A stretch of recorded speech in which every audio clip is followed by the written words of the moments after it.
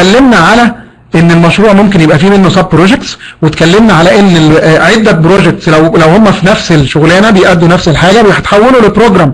يا جماعه اللي شغال منكم في مشاريع كبيره، المشاريع اللي بالمليارات دي بروجرامز، دي بروجرامز لازم تتقسم لمشاريع صغيره، ولازم اللي ماسكها فوق يدي اوثوريتي للي تحتيه، يعتبره مشروع مستقل تماما ويشتغل. خدت بالك؟ والا المشروع ما يتمش.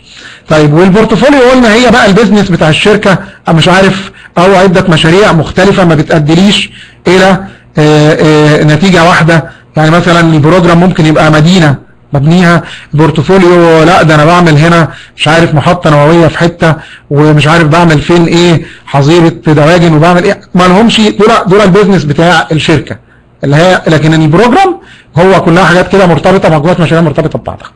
الستيك هولدرز قلنا هم اي ناس موجودين او مجموعات او خلافه يتاثروا بالايه، بالمشروع بتاعك من قريب او من بعيد. خلاص. وقلنا الكي ستيك هولدرز الناس اللي ليها قرارات وبتاثر عليك. وقلنا في برايمري ستيك هولدر وفي سكندري ستيك هولدر. البرايمري ستيك هولدر هو المتاثر تاثير مباشر بالمشروع، والسكندري ستيك هولدر هو اللي متاثر تاثير غير مباشر بالمشروع. ولازم تجيب الستيك هولدرز بتوعك، وشرحناها ليه في الاول المشروع، وتعرف كل واحد عايز ايه فيهم، عشان هو ده اللي هتطلع بيه بعد كده السكوب انت عايز تعمل ايه. خدت بالك؟ وتشوف بقى تريحهم كل واحد فيهم متوقع ايه. وساعتها ادينا لكم البروجكت رولز، كل واحد يقول لنا الناس دي بتعمل ايه، عشان ناخد المحاضره 2 و3 اوفر فيو عليهم سريع اللي قلناه زمان. قلنا دايما اللي بتبتدي بالبلان دو تشيك اكت، كل مره تشتغل فيها تفتكر الدايره دي، اوعى تنساها. خلاص.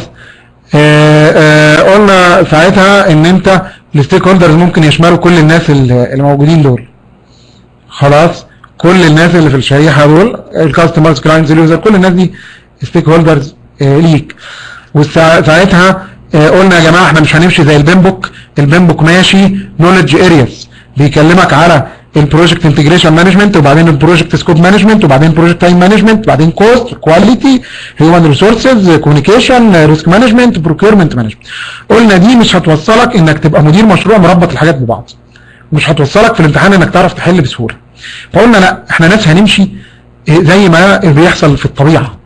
انا راجل مدير مشروع، هخش على المشروع وهبتدي اديره، فهمشي بقى اخد من البيمبوك اللي انا عايزه، خلاص، وابتدي ايه امشي عليه اطبقه.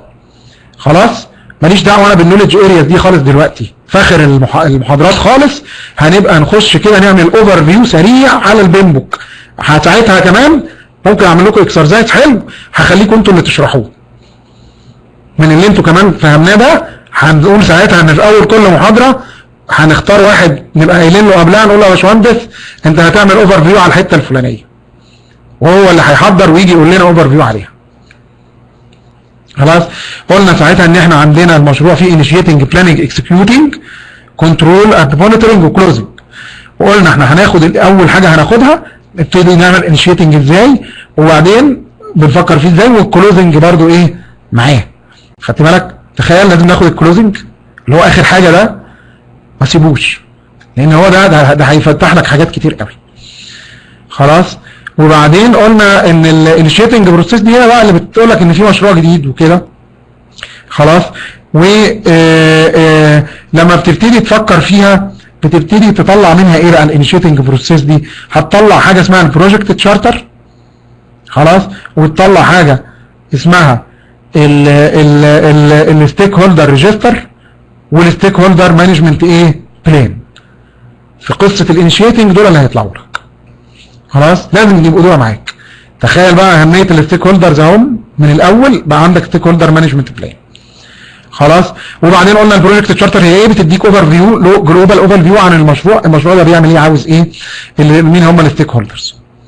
الستيك هولدرز لوحدها، المشروع ده محتاج ايه، السكوب ايه، والستيك هولدر دوكيومنتس والستيك هولدر ريجستر بتبقى موجوده كدوكيومنتس. خلاص. ليه لازم قلنا عرفت اظن من كلامنا السريع دوت ان ليه لازم تحدد الستيك هولدرز بتوعك، هم دول اللي هيأثروا على المشروع ده. ممكن يوقفوا المشروع، ممكن يلغوا المشروع. خدت بالك؟ زي مثلا كلنا شفنا مش كان في مصنع كيماويات هيتعمل وطلعت الناس اعترضت عليه والمصنع بيتنقل ومش عارف ايه وحاجات كده، هم دول ستيك هولدرز اللي كان بيعمل مشروع المصنع كان لازم يفكر فيه. خلاص. الايدنتيفاي ستيك هولدر، خلاص. تخيل احنا قفزنا على رحنا للبروجكت كوميونيكيشن مانجمنت، خدت بالك اللي هي موجوده في البيم بوك. 1 2 3 سابع حاجه في البيم بوك، سابع حاجه اللي هي البروجكت كوميونيكيشن مانجمنت، سابع حاجه اروح اجيب منها. انا بطبق، انا مدير مشروع بطبق، انا مش راجل جاي اخد علم امشي بيه علم بحت. فعشان اطبق اخد الحاجه امتى هتطبق واذاكرها في كأن بالترتيب ما هي بتطبق. خلاص. اذا ايدنتيفاي ستيك هولدر رحنا عملناها بقى، جبناها من الكوميونيكيشن مانجمنت، قلنا لها تعالي احنا هنبتدي نعمل البروسيس دي، لان انت في الانيشيتنج هم رامينك ليه هناك في قدام كده، احنا هنمشي بطريقه ثانيه. خلاص. وقلنا ان الستيك هولدرز والبروجكت تيمز عاملين زي جماعه ماشيين في طريق مصر اسكندريه كده. خلاص. حاجه عكس بعض. انت لو نجحت انك تخلي الدنيا كلها ماشيه مع بعضها حاجه، هو ده نجاح الايه المشروع. وبعدين قلنا ان وانس البروجكت بيتعمل له البروجكت تشارتر، البروجكت تشارتر بقى عاوزين منكم اكسرسايز، ما طلبناهوش، احنا عايزين بقى نبتدي نشغلكم يا جماعه كده، الناس بنحضر بس، لا، ادخل على الانترنت اعمل سيرش بروجكت تشارتر. خلاص. هيطلع لك حاجات كتير، بص فيها وشوف البروجكت تشارتر بقى بتتكتب ازاي، الورقتين 3 اللي هم بيبقوا بروجكت تشارتر. خلاص. وبعتوا لنا بقى يبقى في كوميونيكيشن، عايزين كوميونيكيشن كده، عايزين في انتراكتيف ما بيننا وما بينه، انتراكشن بيننا وبين بعض. طيب البروجكت تشارتر بتجيبها منين؟ من الكونتراكت بتاعك، من الريكوست فور بروبوزال، من الستيتمنت اوف ورك، من كل الريبورتنج اللي موجود، كل دول سوري الفايف ستيك هولدرز بتجيبهم من كل دول، يعني من البروجكت تشارتر، من الكونتراكتس، من الستيتمنتس، من الورك اورجانيزيشنال، من الريبورتنج ستراكشر، كل دول بتطلع منهم الايه الستيك هولدرز بتوعك. خلاص. تمام. بتلاقي كمان ان مش كل واحد هيبقى معاك، لازم تدور على الناس اللي هي عامله اوبوزيشن للمشروع، اللي ضد المشروع، عشان تقدر تشوف تقلل تاثيرهم. وقلنا ليه ايه هي العوامل اللي بتخليهم يبقوا رافضين المشروع، بتنتج من ايه؟ يا اما المشروع ايه الاوبجكتيف بتاعه، يا اما ايه الطريقه اللي هيستخدمها في تنفيذه، يا اما ايه التشينجز الاندايركت او الدايركت اللي هتيجي عليهم، يا اما ايه او على غيرهم حتى، يا اما ايه الفاينانشال او الهيومن ريسورسز نيدز المشروع، لانك ممكن تاثر على المنطقه اللي هم عايشين فيها او تاثر على البلد. قلنا برضو اختيار الناس وكل واحد ودوره. يعني مثلا كلنا شايفين دلوقتي هناك مشاريع قوميه، ممكن تلاقي واحد ما اختاروهوش في المشروع، فهناك ناس مش هتنقذ المشروع، هتفضل تدي نقد وتوجيه بناء، وناس ثانيه هتروح في بعض الاماكن تمسك المشروع ده تهلهله لا لشيء، لان ممكن هو ما اختاروهوش انه يدخل في تنفيذ هذا المشروع. خلاص. يبقى برضو الناس اللي اخترتها ودورهم ايه، الناس والسبلايرز اللي هيدوا لك الحاجات وتتعامل معاهم. بالكلام دوت بتعمل الستيك هولدر ريجستر، خلاص، اللي يكون فيه الاسم والتايتل والبوزيشن واللوكيشن. خلاص. والاكسبكتيشن والانترست والانفرنس. خلاص. اللي قلنا لازم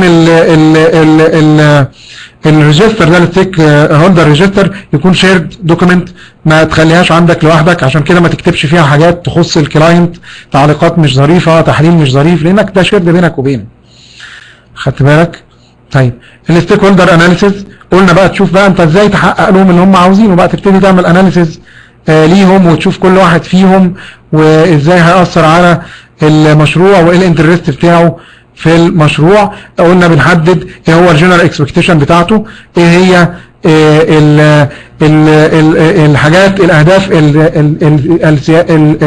السياسيه او الاستراتيجيه للمؤسسه من المشروع او القائم به، والحاجات ايه هي الامباكتس الكويسه ليه والامباكتس السيئه، وايه الريسورسز هل الستيك هولدر دول ليهم هل ليهم تأثير على الريسورسز اللي انت محتاجها، وايه الاكشن اللي انت هتاخدها عشان تحول الستيك هولدر ده من نيجاتيف بوزيشن بتاعه ان هو ضدك الى انه تحوله ان هو بقى ايه واقف معاك وبيسبورت مشروعك. خلاص. ايضا قلنا ان انت بتشوف كل تأثير واحد فيهم، وبعدين بتعمل بقى برو اكتيف استراتيجي ازاي هتتعامل مع كل واحد فيهم. وقلنا انواع الستيك هولدر، واحد كولابوراتيف او بارتنر شيب، وده بيكون انفلونشال ستيك هولدر. ده اللي بتديله تشوف انت مثلا انفلونشال ستيك هولدر ده بتتعامل معاه لانه بارتنر شيب وان هو كولابوريتيف معاك. اللي عنده باور وليه ليس انترست بتديله بس انفورميشن.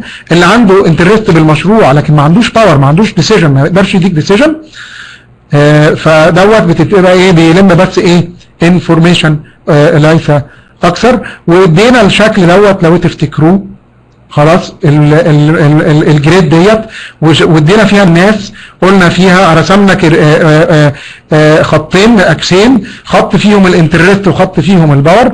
الاعلى انترست واعلى باور قلنا عليه اللي هو الانفلونشال ستيك هولدر. اللي قلنا الراجل اللي بيجي في المرتبه بعده اللي هو عنده الباور لكن ما عندوش انترست اللي هو انفورميشن جيفنج. راجل مش مسؤول مسؤوليه مباشره عن المشروع، هو مدير ديبارتمنت في الشركه اللي انت بتعمل لها المشروع دي، وهو عارف ان في مشروع كده وهو عنده الباور بس هو مش انترست، الموضوع مش في دماغه يعني، مش بتاعه او الموضوع بتاعه، بس هو في منظومه هاي ليفل في غيره المفروض ياخدوا الديسيجن يعني. وقلنا اقلهم بقى اللي هو انفورميشن جاذرنج ده اللي هو مع له انترست وله باور.